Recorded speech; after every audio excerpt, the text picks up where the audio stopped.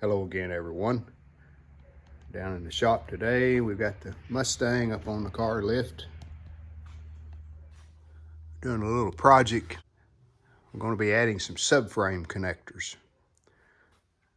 And they basically connect this front frame to the rear frame right here. See where the spring attaches. But that connects the two together.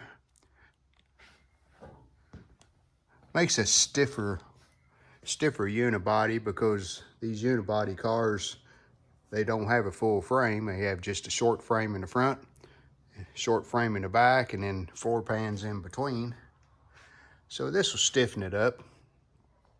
I know I've read online where this really gives you a more stable car if you put these subframe connectors on. So that's what we're going to be doing today.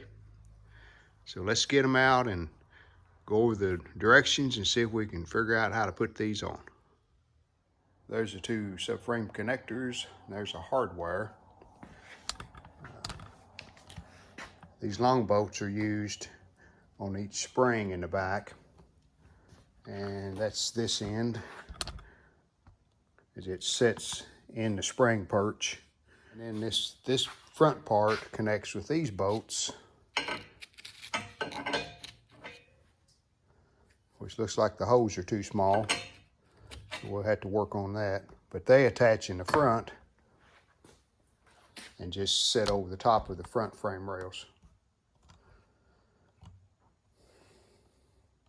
So let's do a test fit just to see what we're working with.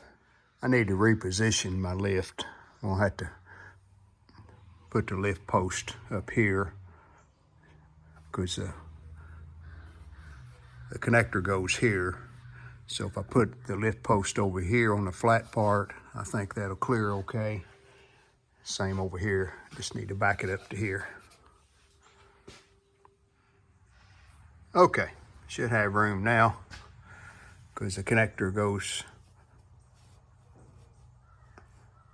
over this and is straight to the front, over here, straight to the front. So it gets the lift arm away, I'm pretty sure. Now, I think my first step, I need to get the pressure off of this spring so I can take the bolt out that holds the spring in. And I think I'm going to use a transmission jack for that. Okay, I think I have enough pressure off the spring. Taking the nut off, so let's see if this will come out. Well, that worked really easy.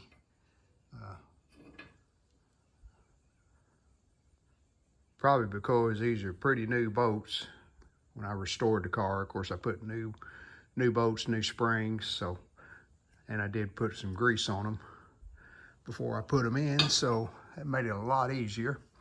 And I took a short bolt, and as I tapped the larger bolt out, I put the short bolt in its place, so that'll hold the spring where it needs to be. So let's get this connector over here and see how it fits. I think I'm gonna go ahead and just stick the bolt in temporarily to hold it up, because we've got to do some trimming here on the front. I can see that.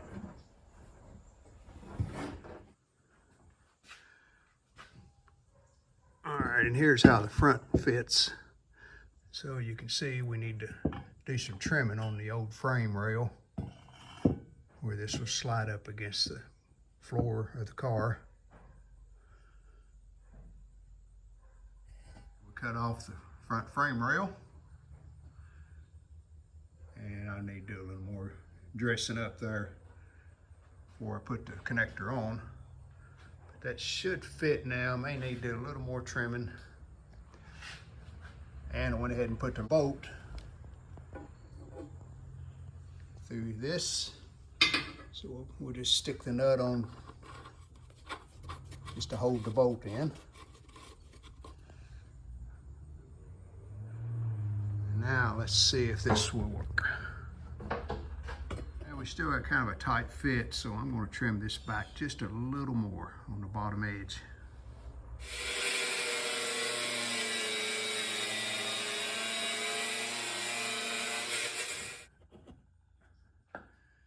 It's really close.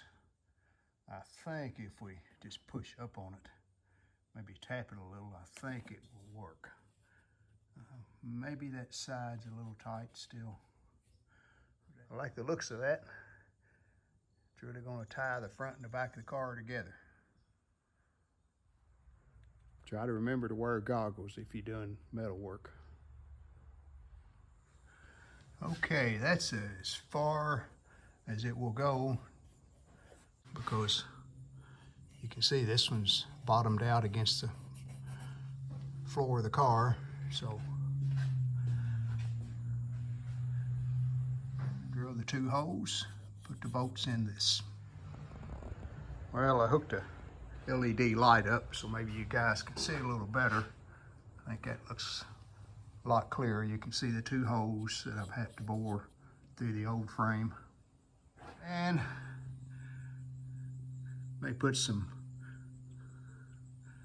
seam sealer probably around where that gap is. That way we'll keep from getting water and debris in there. These bolts are 3/8. We got us a 3/8 bit.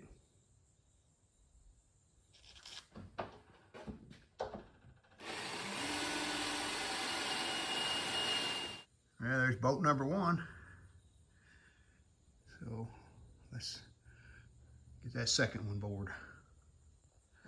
You'll notice this line here, that's the fuel line going to the front of the car, and it had a bracket on it that fastened right up here. So that's why I wanted to get that out of the way. I didn't want to take any chances of cutting into that. We got both the holes bored and both bolts in. I'm going to take this back out and dress up this piece right here that's hanging down at a part of that I had to cut off. And we'll probably paint the edges of this old frame, keep it from rusting. I have part of a can of this undercoating, so that's what I did. I just dressed it down and put some undercoating on it. And we'll let that dry a little bit so we won't get it all over so when we try to put it back. But nuts on the bolts all tightened down. The only issue I had in doing this front was drilling this top hole. I had to kind of hold my drill at an angle on each side, but it worked out okay. It still fits tight, so I'm happy with the way that the bolts fit. There's a look towards the back. So now we just need to tighten up this spring bolt, and then I'm going to put a self-tapper in that hole on the bracket there up into the frame.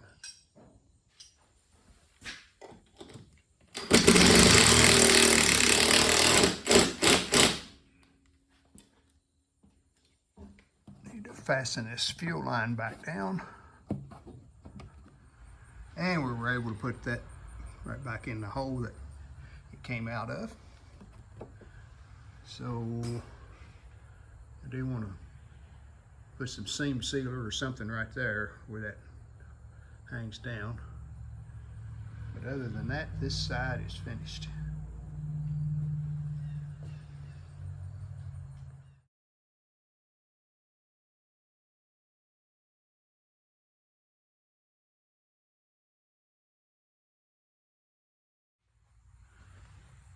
Well, this other side should be about the same.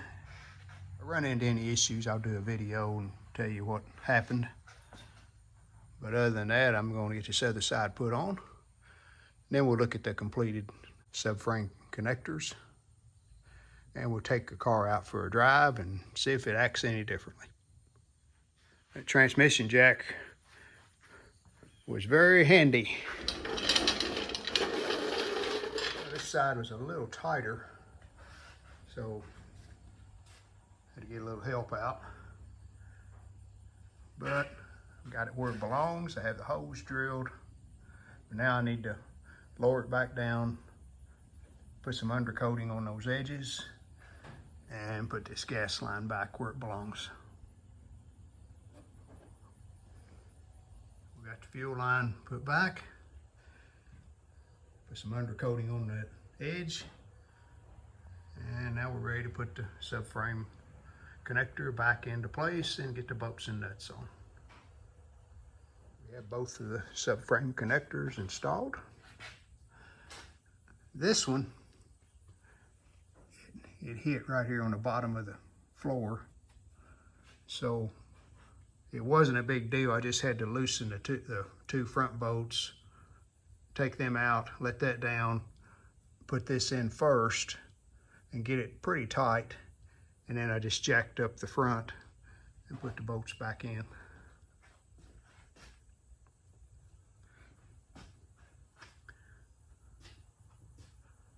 Pretty happy with the way they put in.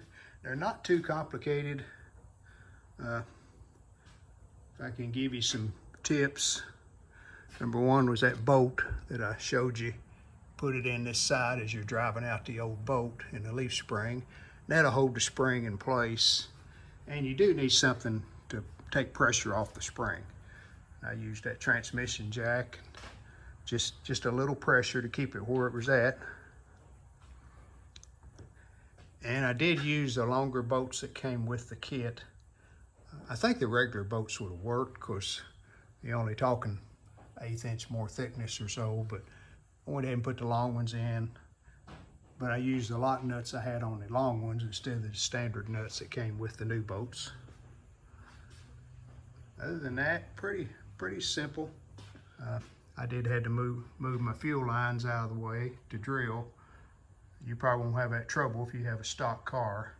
I've got fuel injection in these. This is my fuel line and return line coming from the tank. So we had to get them out of the way before we drilled those holes. But I like the looks of them. It should stiffen the car up a lot. So we're gonna let the lift down. We'll take it for a short ride and just see if it feels any different.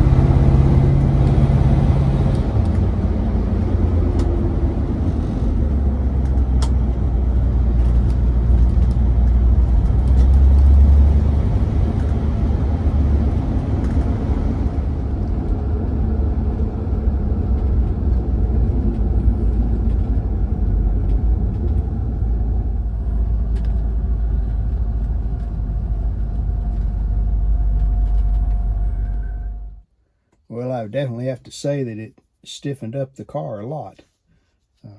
Where I noticed it the most is going around curves, and especially sharp curves where the car tended to lean. And now it feels a lot stiffer. So I think we accomplished what we were trying to do. Hey, I appreciate you watching again, and we'll see you next time. Well, we hope you enjoyed the video. And if you did, how about giving us a like and subscribing to our channel? Thanks.